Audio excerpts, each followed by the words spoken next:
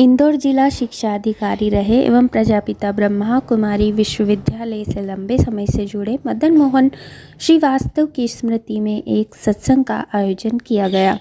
इसमें भजनों, प्रवचनों, संस्मरणों से स्वर्गीय श्रीवास्तव को भावनांजलि अर्पित की गई। अन्नपूर्णा नगर के सेवा केंद्र में हुए भावभीनी आयोजन में अन्नपूर्णा दीदी, वर्ल्ड एक्सप्रेस के प्रधान संपादक राजकुमार हंस, वरिष्ठ अभिभाषक धीरेन्द्र दुबे, तेजपाल चौहान, सब इंजीनियर शेर सिंह, मास्टर पृथ्वीराज चौहान, नारायण भाई चौहान, मनोहर लाल डोके, शिक्षाविद सुषमा त्रिवेदी ने प्रवचन संबोधन दिए। संपादिका निधि शर्मा ने सुमधुर भजनों के माध्यम से भक्तजनों को भाव विभोर कर दिया। इस आयोजन का पूर्ण विवरण इस प्रकार है।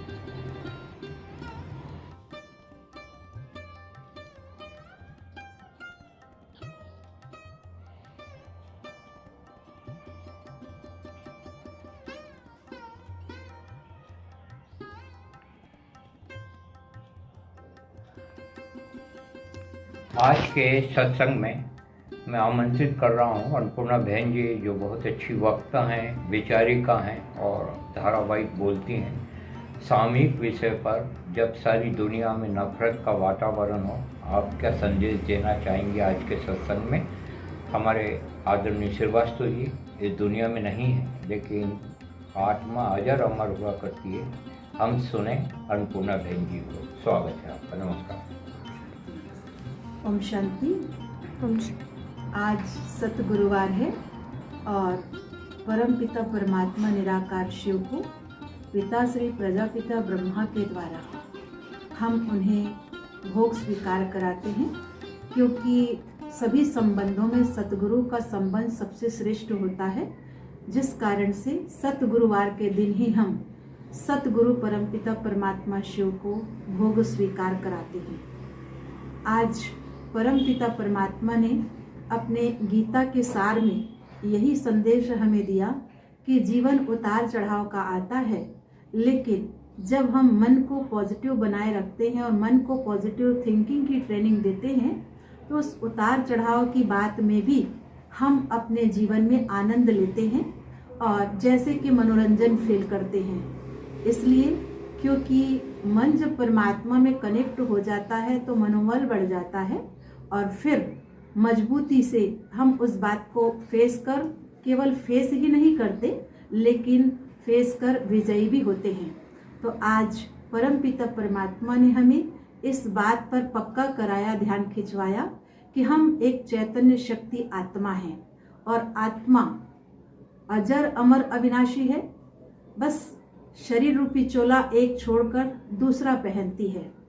आत्मा जैसे एक सृष्टि रंगमंच पर अपना कर्तव्य निभाने के लिए, पार्ट प्ले करने के लिए इस सृष्टि रंगमंच पर आती है और एक एपिसोड पूरा कर दूसरा एपिसोड करने के लिए वो गर्भ में प्रवेश करती। जैसे कि आज हम सब जानते हैं कि मदन मोहन श्रीवास्तव जी, जो कि 28 वर्षों से ब्रह्मा कुमारी संस्था से जुड़ करके उन्होंने बहुत अच्छी तरह से अपने जीवन जिया और भरपूर जीवन का आनंद लिया, जो उन्होंने 24 जनवरी को अपना पुराना देह त्याग कर परम पिता परमात्मा के गोद में चले गए।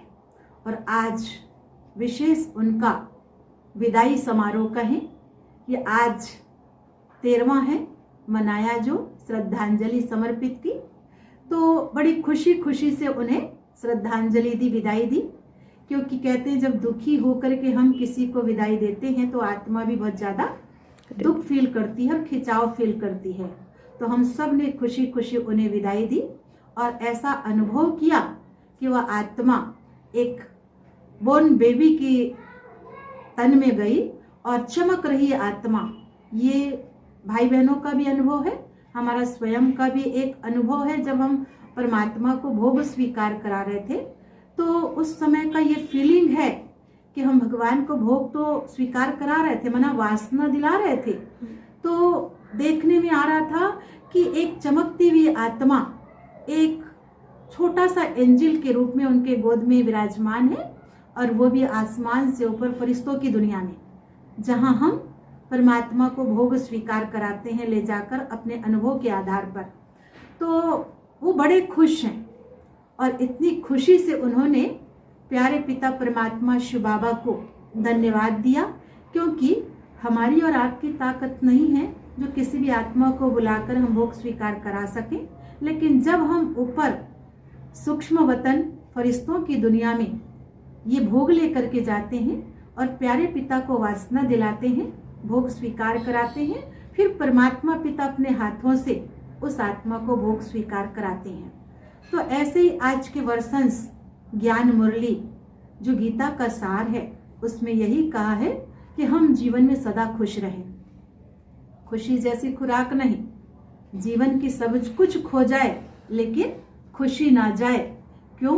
क्योंकि खुशी हमारी पर्सनल संपत्ति है और सब चीज तो पराई है, ये खुशी हमारी अपनी है, तो हम अपनी खुशी को क्यों जाने दें। आज कोई भी बात होती है, प्रॉब्लम परिस्थिति आती है तो वो तो आती और चली जाती है, तो उसके कारण हम अपने अंदर की शक्ति को, खुशी को क्यों जाने दें। ऐसे हम आपस में चिंतन कर परमात्मा वर्षन सुनते हुए बड़े आनंदित हो रहे थे और भाई बहनें भी इस बात को स्वीकार करते हुए एक कुछ क्वेश्चन कर रहे थे कि दीदी उनकी आत्मा कहाँ गई होगी। लेकिन परमपिता परमात्मा शिव ने हमें जो ज्ञान दिया है, जहां तक हमने समझा है कि अब वो आत्मा एक लड़की के रूप में जन्म लेंगे और बहुत अच्छे घर में जन्म लेंगे, बहुत सुंदर भी होंगे, संपन्न भी होंगे। इसलिए हम अनुभव से एक बात कह रहे हैं, क्योंकि हम जितना नजदीक से उनके साथ रहे हैं और उनके व्यवहार को देखा है, उनके सेवाओं को देखा है, उस आधार पर, ये अनुभव के आधार पर बता पा रहे हैं जो कि परमात्मा ने ज्ञान दिया है कि वो बहुत अच्छे घर में जन्म लेंगे और सबको सुख देंगे। और यहाँ तक वो ज्ञान का संस्कार लेकर के गए हैं, तो जिस घर में जन्म लेंगे वो अपने मम्मी पापा को या रिश्तेदारों को भी ब्रह्मा कुमारी संस्था से जोड़ेंगे और ये संस्कार लेके गए हैं तो वो संस्कार उनके अंदर बना रहेगा और वो जल्दी आश्रम से फिर से जुड़ जाएंगे। ये मेरा अनुभव कहता है। Thank you.